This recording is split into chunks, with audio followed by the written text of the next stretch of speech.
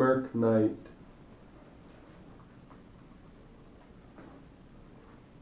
Chapter 1. After Apple Picking. Thomas nearly walked down a cold street during winter time in a flannel coat. His hands were in his coat pockets as he squeezed his arms together around his stomach. Other people were also on the street, but they were heading with the wind while Tom was heading straight into it north, looking a few snow-covered squares of concrete ahead of him. Perhaps it was due to the turbulent wind and overall detestable conditions that Tom seemed not to have a notion to speak with people while he was walking, but it was likely a characteristic of his that he practiced in all seasons. The street Tom walked was the main street of the town. Each block he passed a number of shops.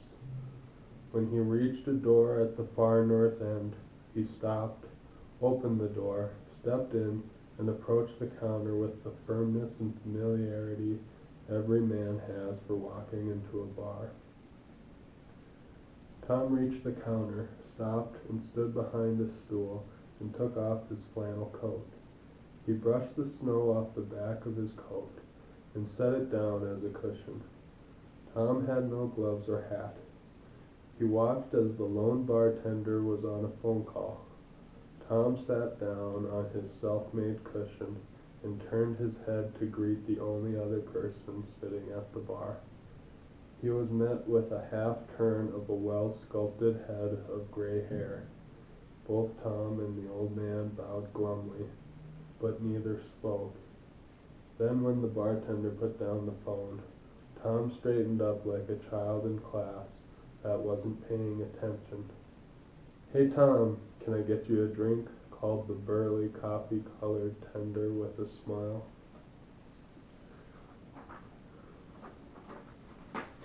"Gee, Sam, I just came in here to talk to you, is all, just to talk.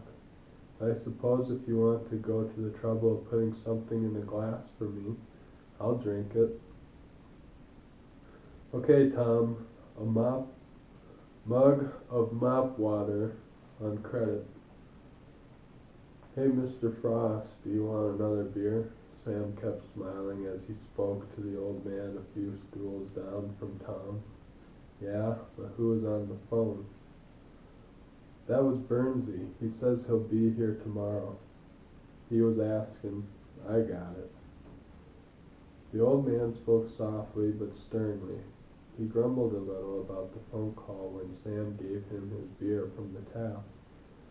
Then Sam brought Tom his beer from the tap, and then he reached under the bar for a pad of paper.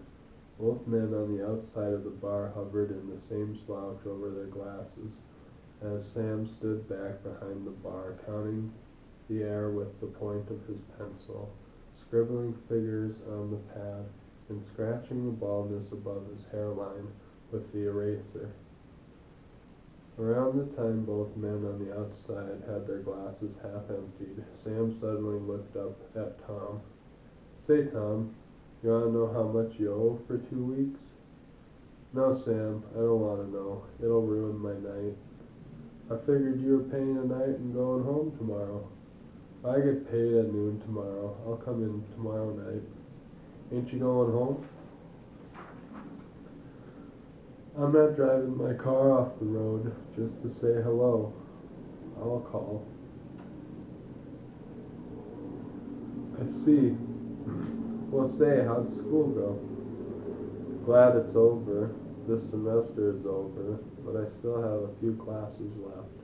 "Right, you've had a few classes for a few years now. What did you take this semester?" 3 history classes and a writing class." "History? Why are you still taking history classes, Tom? Ain't you figured what those dead men were doing yet?" "Not yet," Tom said with a smile. "They keep me guessing. Anyways, I couldn't stand a class on anything else." "Well, keep plugging away. What are you taking in the spring, then?" "Solar physics, Arctic zoology, and a class on underwater welding." And if you pass those, you'll graduate? I got a pass with at least a C. Hey, Richard is coming in tonight. I got a postcard from him saying he'd be back in town for a couple days. Really? Richard in town tonight? Hey, Mr. Frost. Richard almost might stop in. I heard it. What's he doing back in town? Ain't he at home with his folks? He just lives near home. It's not the same town his parents are from. I see. Well, why didn't you mention Richard was stopping in last night when you were here? I was just gonna let him walk through the door tonight as a surprise, but I had to derail the sermon you were about to give me about school. Huh. Well, you'll get it anyways. Don't you think if you spent so much time in school, you should just stay and be a teacher or a professor? I'll join the seminary or military before I become a teacher. Say, Sam, can we just play darts? Oh, sure, Tom. I'll get the darts, and you can bring your beer down to the other end. Tom picked up his glass and started down to the other end, away from the old man. Sam shuffled under the bar to find where he had last placed the darts. Tom and Sam played through 2.5 games of cricket before a fourth person came through the door. All three pairs of eyes turned to see a swaddled apparition. Richard, is that you under all that mess? Hey, Sam, it sure is. Hey, Tom. Hello, Mr. Frost. Mr. Frost had spun full around to receive Richard into his bar. Richard walked over to shake the old man's hand after taking off his gloves. Tom and Sam watched from the far end as the old man stood joyously to welcome Richard. Let's finish up the game, Sam. Sure, Tom. Oh, thanks.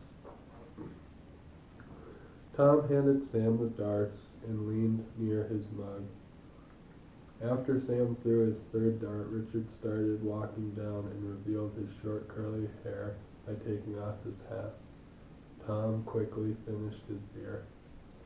Hey, Sam, put some of that mop water in a glass for me. Go ahead, Sam, and get me another. I'll get the darts. Sure thing, sure thing. Sam walked back to the taps, and Tom walked up to the board and plucked all 3 darts at once with his 2 hands. Tom turned from the board and moved 2 darts into his left hand. He walked silently back to the line, giving Richard a blank expression. Richard smiled to the side and asked one question before each throw. After Tom threw, he'd answer without taking his eyes off the board. You playing cricket? Yep, 3rd game. You win any? Nope. You losing this one? Pretty sure. Last dart struck off the side of the board. Tom faced Richard, and the two smiled momentarily. Tom rolled his eyes and walked up to retrieve the darts. Sam came back with 2 glasses of beer and said, Hey, you can start a new game if you and Richard want to play. No, that's okay, Sam. I'm lagged from my flight.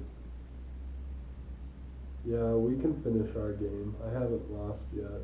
Count the board, Sam. Ha. There you go, Richard. All right, Tom. Ha, I got it. You're way behind, so let's make this quick. I don't want to stand out here and embarrass you all night. Sure you do, Sam. You've liked embarrassing me every night for the last 4 years. Are you writing down the scores, Sam? When the scores aren't close, Richard, there's no need. Say, Tom, you don't suppose you might have won a game here or there? Ha! Now, Richard, that's a pretty low estimation of Sam's character. I'm sure he's honest, and if he's been lying all these years, I'll be happy to hear about it in heaven. The scores don't amount to much on earth. So you think in heaven God will tell you about all the times you've been cheated? No, that was just in jest. I just pray God will forgive me my trespasses as I forgive those that trespass. passed against me. Ah, Tom, you wouldn't harm a snowflake. Sure, you might be a bum and never amount to a hill of beans, but you have at least one good friend and a good family. True, very true, I am blessed, though I seem to be presently encompassed by villains. After a few more rounds, Sam declared himself the winner, and Tom accepted the loss.